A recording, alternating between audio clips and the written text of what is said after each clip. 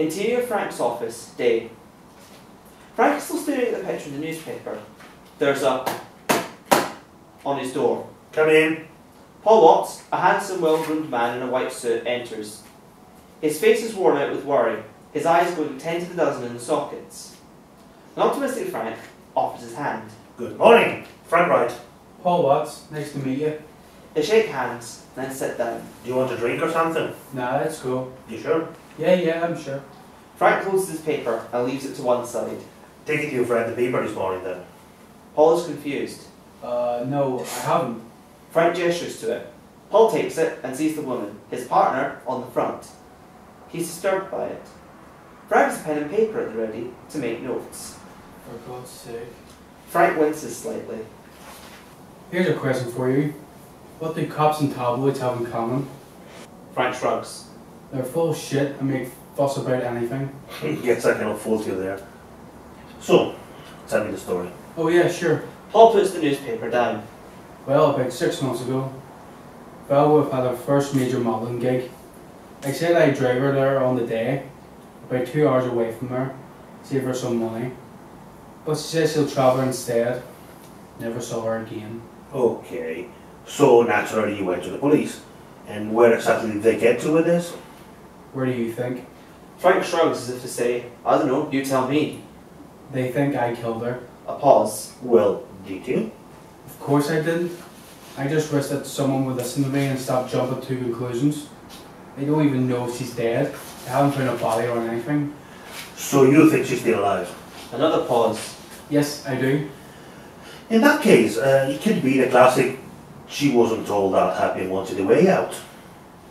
No, she was always really open. If she wasn't happy about something, she would have told me. Do you know any other names connected to her? People she might have worked with, places she might have been? There is one place that she would often visit after small gigs. Yes? I don't know its full name, only that it's L something. Some sort of tapas place on the northeast side. What about her friends, colleagues, associates, collaborators? I only know one. She was the one who went with her to this gig. Don't ask me for her name, I don't know. What does she look like? She has bright red hair, upwards are quite frizzy. You'll know her when you see her. Frank finishes writing. Right, it's a sensitive case, no doubt about that. The police aren't still working on it, right? I don't think so. You know, it's just that as much as I like to get jobs for them, they don't exactly appreciate it. Well, you must be doing something right then. Frank chuckles. He hands Paul a business card. If she ever gets in touch with you, just call me. Other than that, I'll see what I can get for you. Frank offers his hand. Paul shakes it eagerly. Thank you so much. You promised that you'd help to bring her back home. A pause. Frank freezes as Paul turns to leave. I can't promise anything, but I will try. Paul freezes, turns back around. A very subtle charge in the air. Do you have a partner, Frank? Wife, 12 years. If that was her, Val's place, you would do anything to get her home. Absolutely anything. Frank takes a deep, heavy breath. I understand you want her back and all, but I don't like dealing with absolutes.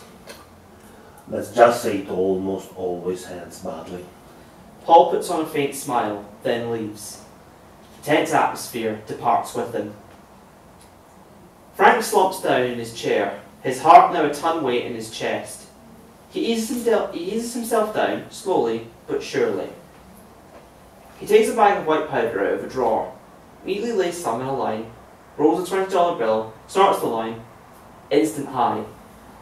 He sits up, takes a deep breath, wipes the residue off the desk. Frank pulls out a local phone book, starts looking through the indexes. He instantly fixes his eyes on one, addressed to the northeast of Chicago, an establishment called El Mago.